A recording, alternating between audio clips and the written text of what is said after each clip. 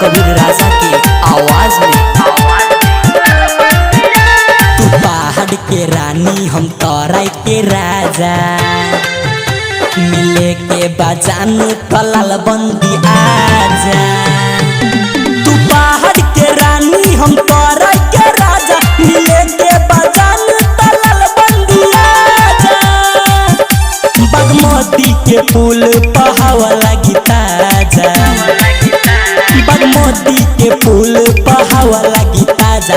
भरत ताल घुमबू त आई बड़ी माजा। तू पहाड़ के रानी हम तोरा के राजा, मिले के बजान तलल बंदी आजा। तू पहाड़ के रानी हम तोरा के राजा, तोरा के राजा, मिले के बजान तलल बंदी आजा। नया नया ठाव घुमाएम, चौमिन चाट हम छोला खियाएम। छोला खियाए, नया नया ठाव घुमाएम, चौमिन चाट हम छोला खियाएम। करदानी हाथ पहाड़ धके वादा, पूरा करब हम हो तोहर इरादा। तू पहाड़ के रानी हम तोरा के राजा, मिले के बजान तलल बंदी आजा। तू पहाड़ के रानी हम तोरा के राजा, मिले के बजान तलल बंदी आजा।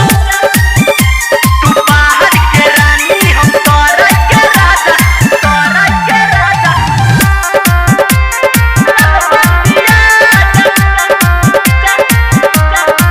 पास अइबू तनी शरमैबू, मिले के हो माजा तू पैबू।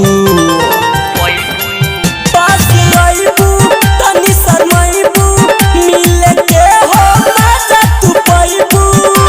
बड़ी प्यार करी हो राम कबीर राजा, सरलाही होटल में खियाए मुखाजा।